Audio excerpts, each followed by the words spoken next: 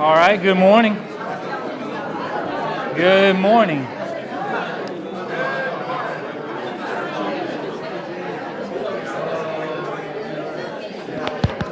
It is on.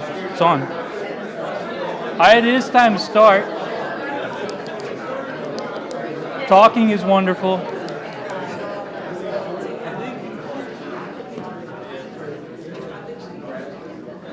It's very often my mother-in-law.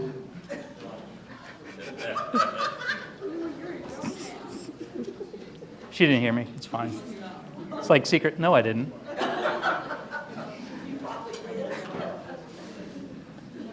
Well, good morning, everyone. Hope everyone is doing well. It's a little bit cooler than yesterday, but I was kind of hoping it would still be warm, but it isn't. So I am supposed to make an announcement.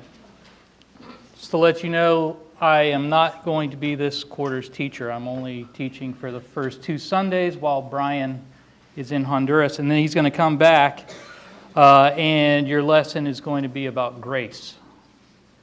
Right? Jeff is, yeah, grace, right? That's grace. All right, so Jeff and I talked about a couple of things when he asked me to do this, and I had an idea that I would look at some of the lesser-known characters in the Bible, the Old Testament, maybe one, depending on how much time it takes, and kind of explore the world they lived in at the time, so a little bit of history and the challenges they faced to overcome whatever was going on, and then the application, right? Because we know that Romans 15:4, and I think what Jack read for us during his Lord's Supper presentation, 1 Corinthians 10:6, talk about the things that were written in the past are things that we are to learn from. And so that's what we're going to look at. Now, I've got a question for you. Have you ever read through stories in the Old Testament and you come across a character and you're like, I don't know what value this person has in the Scriptures, right? Have you ever, I'll have any examples? Do you guys have any examples of that? Hazael. Who? Hazael. Okay. Anyone else? I have Lot. Lot is one of those characters. Samson. You know, that's a very popular Bible class story for the little kids. But there's a whole lot you got to leave out with Samson. Doesn't take jokes really well. His riddles are kind of lame. And he gets very angry and kills a lot of people. Jephthah. He's another guy. He makes a questionable statement and then has to live with either sacrificing his daughter or at least at some point maybe just dedicating her to God where she won't have children. It's a little bit unclear. The Levite and his concubine. There's one. I don't know what that's there for. But I do know that what the Bible tells us is it's in there for a reason, and there's something that we can learn from it. So I want to cover a couple of those. Not those particular ones. I don't want to get into them. We'll look at Lot for just a moment later on. So we're going to look at that and look at the courage of these people, and these are our predecessors. And the other thing, as we study some of the history through archaeological evidence and artifacts and things like that, we can have a deeper faith in the Bible's historical accuracy. You know, sometimes we see those examples of scientific discoveries that the Bible talked about way back, right? And so the same is true for the history of the Bible also. So let's get to it. I saw this meme, and you know, I'm usually like several months behind people on things. Kelly tells me that. And so maybe you guys have seen this meme before. And it's very accusatory, number one, and I don't mean it that way. Some of you are sitting at tables I sent you to flip. And and I think this is an interesting idea, and I sort of want you to keep it in mind as we go through this study, because we all have these like metaphorical tables, right? Sometimes it's a table we're sitting at, and it's a sin that we're struggling with, and we're just not courageous enough to deal with it. Or it could be something we observe with someone we care about, and we're just not going to say it because we don't want to fracture the relationship. And so, but we read about Jesus flipping tables, braiding a whip, chasing people out of the temple.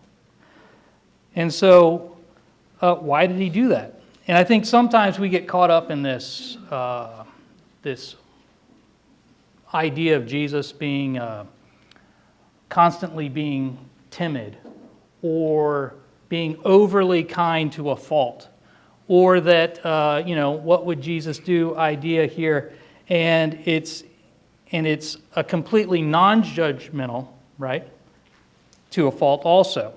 And so I think about those "He Gets Us" commercials, like you see during the Super Bowl or something like that. That's not what Jesus was all about. Of course, he was gentle and kind with people, but there were times when he told people hard truths also. And so if we really love people, if we love their souls and eternal ramifications, we're going to have to be, sometimes we're going to have to be bold. And the Bible does tell us that it describes Jesus as the Lamb, but Revelation 5:5 tells us that he's also the Lion of Judah. And those are two animals, right? Different characteristics completely. And yet, that is how Jesus is described at times. All right, so I want you to consider that, the internal tables that you might need to flip and the external ones as we go through this. All right, so here is the land of Canaan prior to the Israelite conquest. It's pretty wide open. I wanted to show you this. Oh, I got this pointer right here. Look at that. And so all I'm trying to show you here is the scale of Canaan. And then it's kind of blown up here. And you see all the different people. And some, it's not as detailed as others. But that's the land we're going to be talking about. And that anytime actually we talk about the Bible, that's pretty much the land we talk about. And it's pretty much the land we talk about now. Quite often. Now, is that really small? Because it looks small. Can you read this? Sort of. All right, so who were the Canaanites? The Canaanites are a group of people, and it's sometimes a generic term, and it's sometimes a specific term. Okay, and the land of Canaan is generally a generic term to describe that whole area, right? And we know that Genesis 10 tells us that one of Noah's grandsons was named Canaan. And a number of his grandsons go on to be the people who inhabit the land of Canaan. Another interesting thing that I read is there's an ancient language from Mesopotamia called the Hurrian language. And Canaan in this language means purple. And the Phoenicians made purple clothing and dyes and things like that. And Phoenician is actually derived from a Greek term that also means purple. So it must have been their thing. They made purple stuff. All right, so like many civilizations, ancient civilizations, they were city-states. So they were different groups, right? You know all the Jebusites, the Perizzites, the Hittites, all those, all the ites, and some others. And they were just city-states. That's the way a lot of ancient civilizations started. So they had a warrior king. They established a perimeter. Sometimes they would go outside of that, other times not. And they didn't cooperate together. There may not have been a common language. A lot of their gods, they would have the same names, but they might be worshipped completely different. But there are some of their gods' backstories, mythology. El is the creator god. and he's the father of Baal. And we read a lot about Baal in the Bible in the Old Testament. And his mistress slash daughter, okay, keep in mind the relationships of the gods, and it'll give you explanation about the relationships among the people who worship them, is Asherah. Sometimes, and I'll get into the specifics about her, but she gives birth to lesser gods. And then over time, El kind of fades to the background. The creator God fades to the background, which is an interesting concept for a Jew or a Christian, right? Fades to the background, and Baal becomes the main god. All right? And so, but like I said, each city-state has its own patron god, sort of like ancient Greece. Okay. So, Judges 2, 11 through 15, and I'm just going to read this real brief because it talks about the people, the gods of Canaan. And the people of Israel did what was evil in the sight of the Lord and served the Baals. Okay? And notice it's plural. So again, Baal could be generic or specific. So Baal could be the main god, right? And I'll talk about who that is. And then Baals could be lesser gods. But the Bible's like, I'm not even going to tell you the names because it doesn't matter. You just call them Baals. All right, so they abandoned the Lord and served the Baals and the Ashtaroth. Some of your versions might say Ashtaroth, some of them might say Asherah. Same goddess. And we know that when Israel went and spied out the land, what were some of the things that they saw? They saw giants, but they also saw like crops, right? Massive grain heads and grapes and things like that. The people of Canaan were agricultural. They farmed. And because they farmed and depended on the land, that's how their cults, their religious beliefs are all centered around that sort of thing. And so you'll see in ancient Egypt, there's a cult of Isis and Osiris. And it's sort of similar. And it's all about the Nile River and how it floods in seasons and then recedes, and that soil allows them to grow all sorts of things. And so in the middle of the desert, you have this amazing soil to grow stuff. And so they shaped their religious myths around that. And so you get different cycles and that sort of thing, and they have all the explanations for that. And so Baal was really a god of fertility. And sometimes when we think about fertility, we think about sexual reproduction, which is obviously important for civilization. But mainly we're talking about the bounty of the land or herds and that sort of thing. And so Ashtaroth or Asherah is also the goddess of fertility. So it's everything that basically they have to do with is fertility. Now, some of her rituals, they were sexual rituals involving prostitution and things. So you'll see pagan temples, and then it ends up bleeding into the belief system of the Israelites, right? Which is a major problem that we'll end up talking about.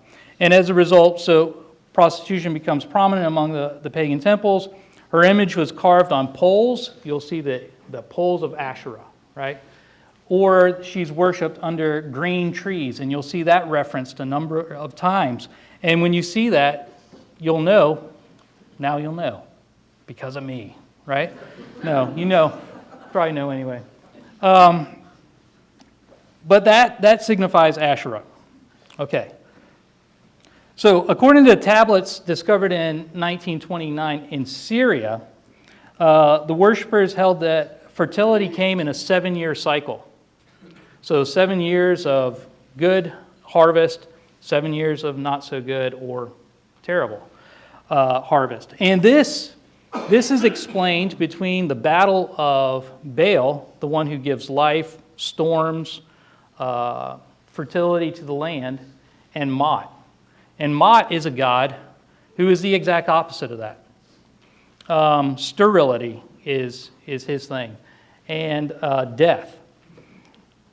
And this is interesting, right? Because you got these 7-year cycles. What does that kind of make you think about? It made me think about Genesis 41, where Joseph is doing the interpretation of the Pharaoh, right? And it's that you've got the grains that have these massive, bountiful heads on them, right? Versus these other ones that look just like grass. It's like my backyard. It's terrible. And then you got the big fat cows that you see at the fair, and then the other ones that no one would take anywhere, right? And so that's signifying those cycles, and it's 7-year cycles. So I don't know if maybe there's a shared kind of thing there, and God is kind of playing on their mythological beliefs, which is kind of interesting. The worship of Baal includes sacrifices of animals and children. Manasseh builds an altar to Baal and sacrifices a son, 2 Kings 21. The sacrifices would help ensure fortune, bountiful harvest, victory in battle, basically just the advancement of that civilization. Sacrifice our children and we'll have a better life. Keep that in mind. The people of Canaan didn't have a uniform set of gods. Like I said, they're all sort of different. When it comes to secular I was going to make this point. All right, so sometimes secular historians, I might call them Marxist historians, they like to downplay human sacrifice in these religions of the East and even of Native Americans and that sort of thing. And I believe they do that in order to call Western civilization or Judeo-Christian civilizations wicked and money chasers and pillagers and that sort of thing, which in some cases they were, but in some cases we're talking about people who sacrificed thousands and thousands of people. In Carthage, they uncovered a massive sacrificial cemetery of children. People used to deny that the Aztecs actually sacrificed as many people as they did, and it was recently. They discovered underneath Mexico City like 50,000 skulls on racks. Okay, so these things happened, and so that's another thing to keep in mind when you study history is who's telling the story and why does it sound off, and are there other sources that might tell you something different? Another god that we see is Molech, or Malek. And I read that, and the fires of Molech, we'll see the children pass through that and that sort of thing. But Molech and Baal might be the same. And Molech might just actually mean the actual term for sacrifice. I don't know if that's the case. There's some historians and scholars that study that stuff, and they said that's a possibility. It doesn't really do any violence to the scriptures one way or the other. So, again, they sacrificed animals and grain, similar to the Israelites. But archaeologists can tell the difference between a pagan altar and an Israelite that's doing things the right way, because the bones are different. There's unclean animals in the pagan, right, because they could sacrifice pigs and stuff, whereas the Israelites could not. I thought that was sort of interesting. So what are some assumptions you can make about a culture willing to sacrifice human beings, specifically children, for grain, victory, wealth, and harvest? What are some assumptions we can make about folks like that? Yes, ma'am. Their priorities are not right. Yeah, their priorities seem a bit off. Okay. What else? I think sometimes we fall into the trap of thinking that everyone thinks just like us all over the world, and they don't. They don't all have the same sanctity of life. They don't all want to advance the same kind of way we do. So these cultures are very different. Not all cultures are equal, yes. They don't believe that we were created in God's image. Yeah, a lot of them don't believe that, right? And in ancient mythology, you see that the people actually are playthings of the gods. Whereas the God of the Bible is trying to help his people the whole time. Even when they make mistakes, he's trying to help them. All right. So what I said was basically that the influence of these religious beliefs shaped the culture and lives of the Canaanite people. If their gods didn't have any qualms about having an incestuous relationship, they wouldn't. If their gods didn't mind slaughtering children, they wouldn't mind it. Right? And so this might also give us some explanation or help us understand some of those hard things in the Old Testament, like when God says, slaughter everybody, right? That's hard. I'm glad I don't live then. I'm glad that I live in the time of Jesus. All right, let's move on. All right, so here are some of the figurines that have been uncovered in these archaeological digs. Ugarit, Syria, you see this Baal figurine. And this Baal figurine, you can't really, in the stele in the middle, he's got a club, and it's supposed to be Baal, and then he's got a lightning bolt that's got blooms coming out of it. So that's his fertility. And then you see Asherah, the figurine here. And so maybe this is what would be, in a larger scale, would be carved on a pole. And I asked, by the way, if this was okay for Bible class, and I was told that it was okay. So, okay. Also, just a side note, have you ever wondered that, when you look at art from the Old Testament or ancient artifacts and things like that maybe you actually discovered, what the kids did in art class? And you're like, no, that's not even really that good, is it? So I wonder if sometimes we didn't uncover the best stuff. Now, these artifacts are actually 3,000 years old, so it would have been at the time that our Bible stories that we study, which is awesome. I think that's amazing. All right, so this is the land of Canaan at the time of Joshua's death. And you see all that pink is the land that they've conquered. And all the other, all this is yet to be conquered, right?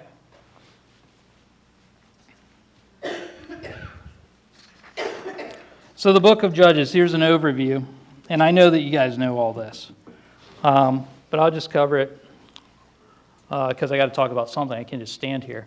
The book of Judges begins with the death of Joshua. And at first it goes pretty well. The first half of chapter 1, things are going well. They're staying obedient. They're driving the people out. And they're doing what they were told to do. And so they're getting rid of all the ites from the promised land. And they're told that as long as you're with the Lord will be with you, and no one will be able to stand against you. All right, so I'm going to read from, if you want to turn in your own Bibles, Joshua 23, 5 through 9. And this is Joshua's warning as he's about to pass on.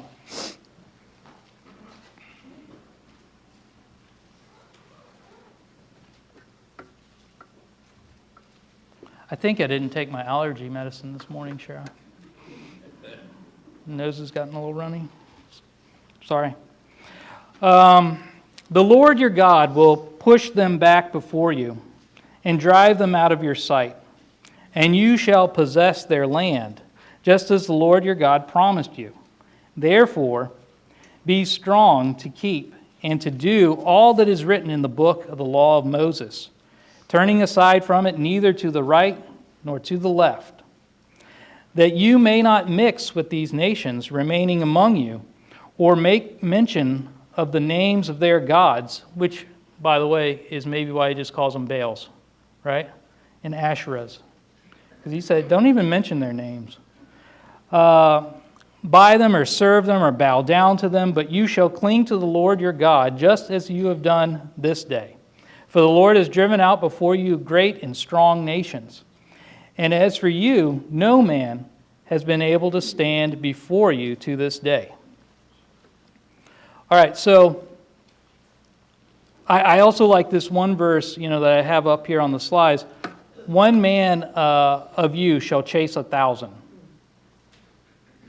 So basically, it doesn't matter what's in their way, as long as they're doing what God had told them to do through the law of Moses. So what I'd like you to quickly do is just look right through the first chapter there, and tell me the verse where you think they started to mess up. What verse is it? I've got my opinion.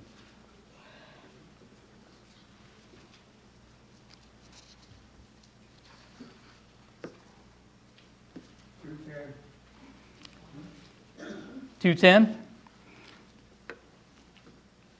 Okay. Oh, because I have it up there?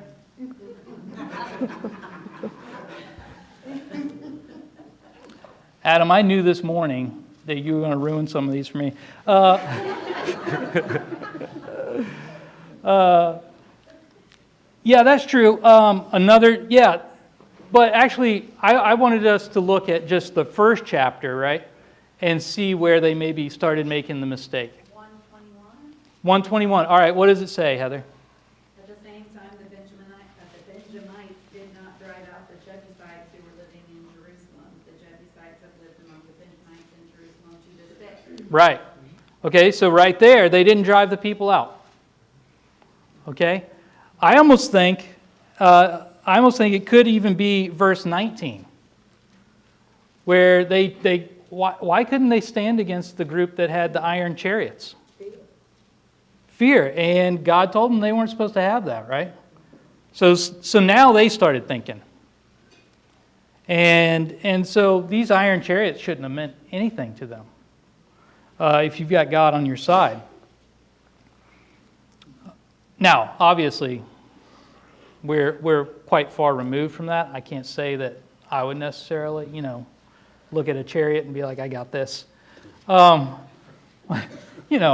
they've seen a lot of things. I mean, they've seen God do great things. Yes, ma'am. According to 2 Peter, the eradication of fear comes from experience based on knowledge and virtue. Or is that 1 Peter? 1 Peter, sorry. Yeah, that's good. All right, so, but they could not drive out the inhabitants. So how does the leadership dynamic of God and man shift in verses 21 through 36? How's the dynamic shift there?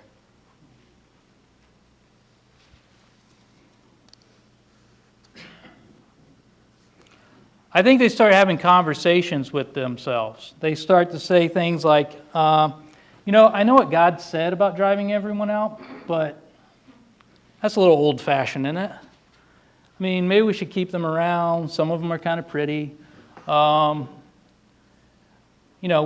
We're strong enough. We can stand up to that, and we'll handle it. Maybe he didn't really mean that we have to drive all of them out.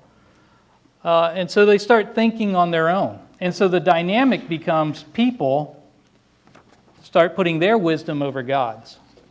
Adam. So I don't mess you up again.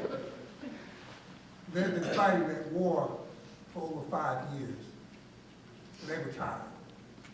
They just want to settle somewhere down so they could care less who was living in the land. We all get tired after a while. Yep. And so when you get tired, you stop listening to God. Yeah, you can, right? Right? Yeah. And it goes back to what you pointed out in 2:10, where the generation didn't know God, didn't know the things that he did. That means the people who died off also did a poor job of sharing that with those generations so that they forgot. Jack? I think part of it goes back to the old saying, you don't know what you don't know. And they didn't fully understand why God had instructed to do all that, and they didn't know the danger that leaving the people there presented. And instead, which goes to show we need to just take God's word for it. That's the Yeah. point. And Yeah, He exactly. always knows what's best for us, but Yep. they didn't think that way eventually. Yes. It's human nature to always get tired and take a break, and it's almost like falling down. If you don't get up and start over, then you're stuck. Yep. And what builds up around you while you're resting, you gotta conquer it again. It's better to stay in maintenance and push through and let God be in control. Oh, yeah, I would think so. All right, so chapters 2, 17, and 18, it's sort of a spoiler for the whole book of Judges, so I'm sorry if you haven't read it yet. I'm going to ruin it. The people do evil in the sight of God, and they follow after their own desires. They intermarry with the folks that they leave behind. And then when things get really tough, they cry out to God. So then they remember Him, right? And I think that's a lesson for us also. And we'll get to our lessons. And so He'll raise up a deliverer, a judge. And then the people will refocus, and it'll last for whatever amount of years the end of the chapter says. And then they go back, and it's a cycle over and over again. And it all goes back. You can all point it back, and I know that Adam makes this point a lot when we're talking about the Old Testament. It all goes back because they didn't drive the people out. They didn't, from the very beginning, they messed up, and they set a trap for themselves. Okay.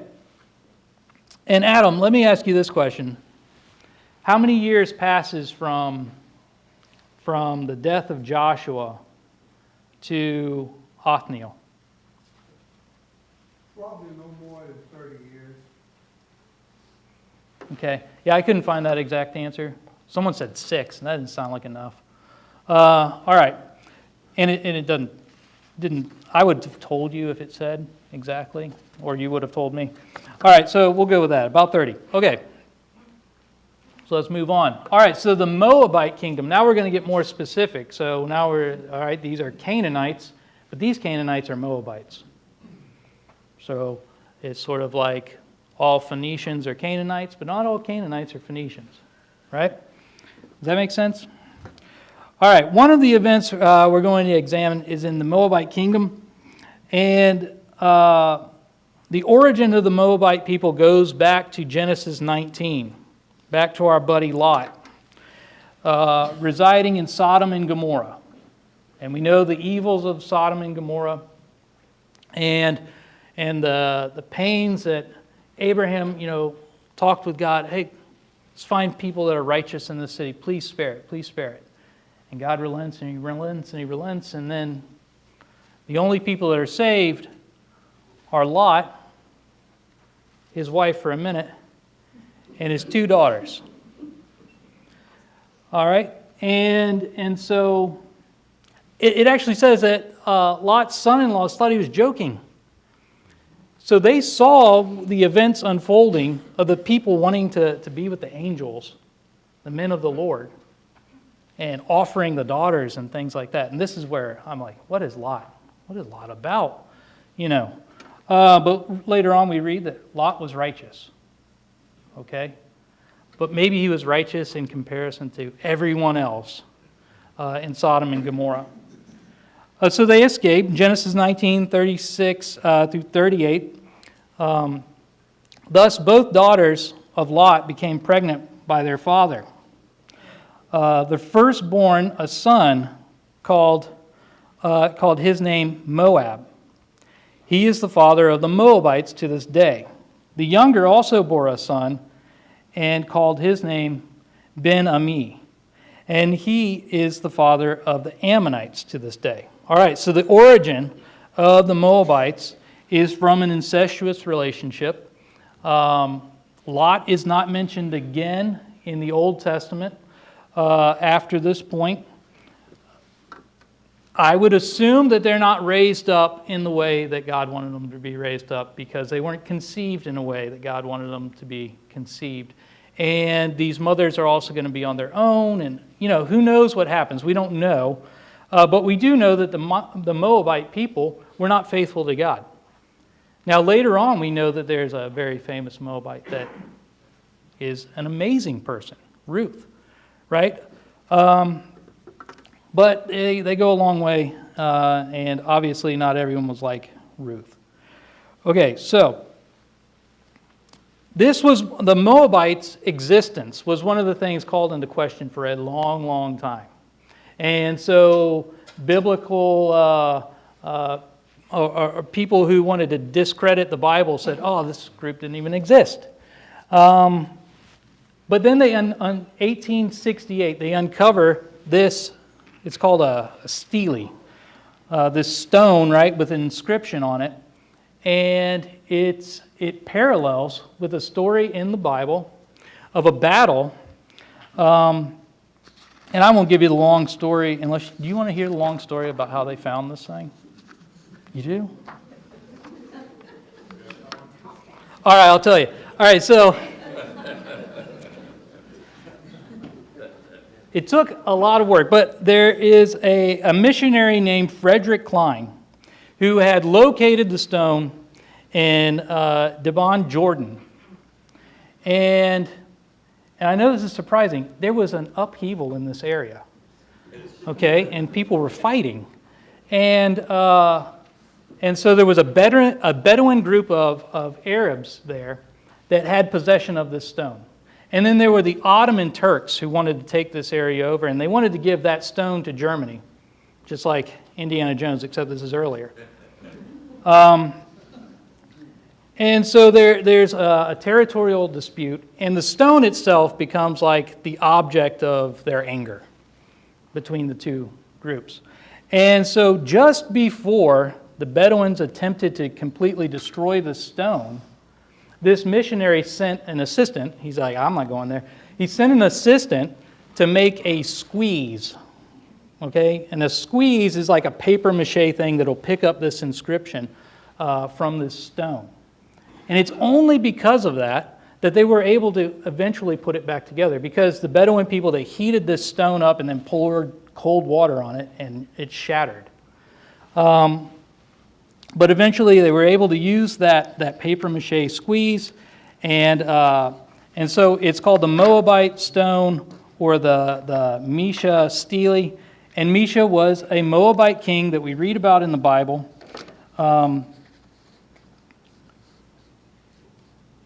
In 2 Kings 3. And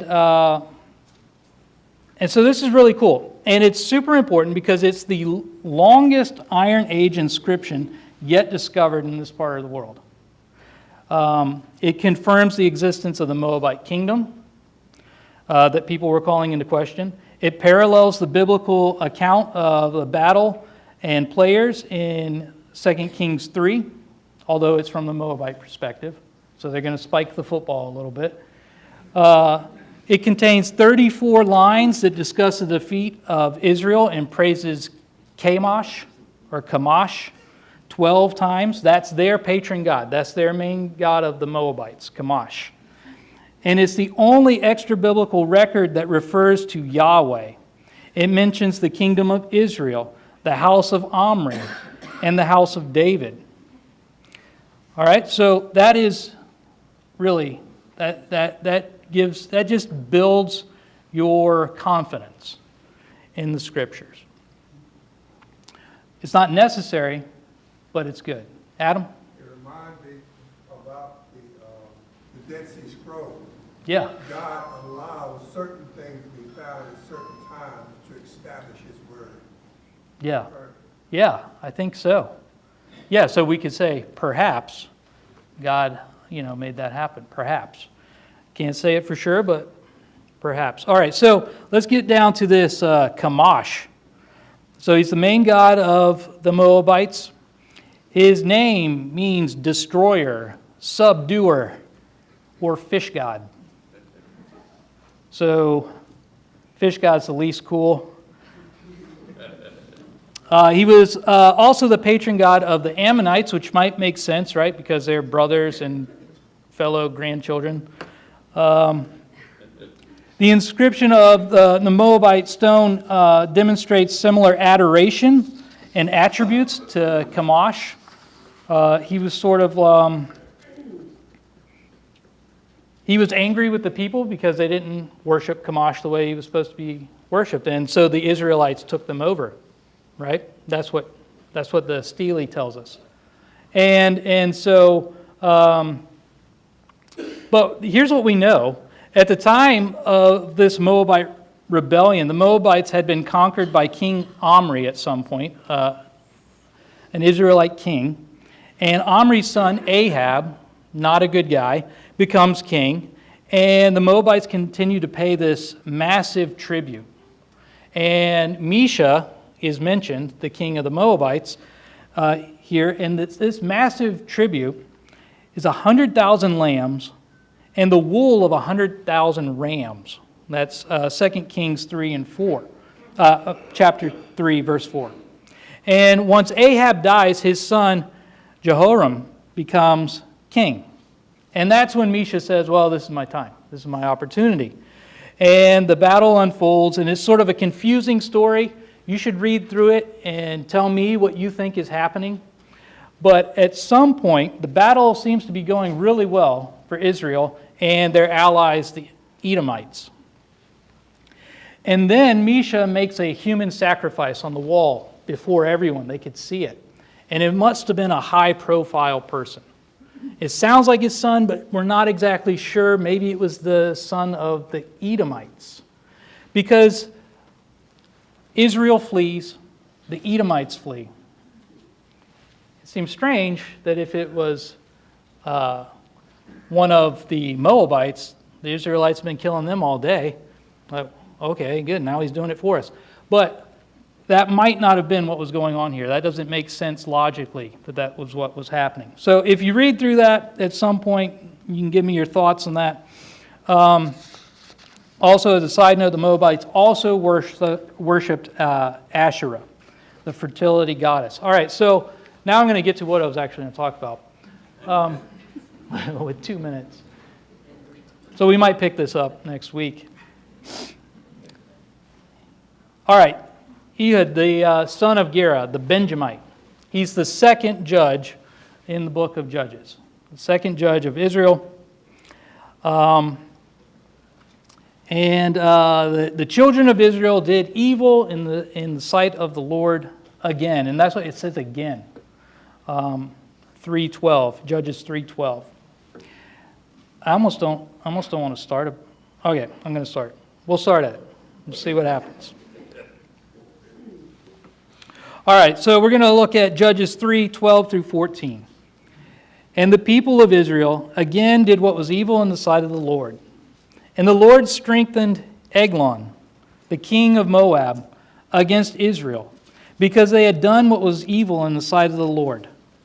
And he gathered to himself the Ammonites, so he's getting some allies here because there's a common enemy, the Ammonites and the Amalekites. And they went and they defeated Israel. And they took possession of the city of palms. City of palms, sometimes the city of palm trees, is Jericho. And it obviously already destroyed at this point from its once glorious past. And the people of Israel served Eglon, the king of Moab, for 18 years. All right, so when we pick up this story, they had already been serving Eglon, the king, for 18 years. And they become a vassal of this kingdom, meaning they're going to give them tribute. There's probably some hard payback here. And there's a whole lot of that ends up happening is they pay each other back. All right, so that's the end. And I'm not going to even talk about this next week. I'm going to talk about something completely different. No, I'm not. I'm going to talk about this because there's some really cool stuff that we got to cover. And I hope that you enjoyed learning about some history. I know Dennis doesn't like history that much, but I think it's good stuff. So we'll talk about this more next week. Thank you.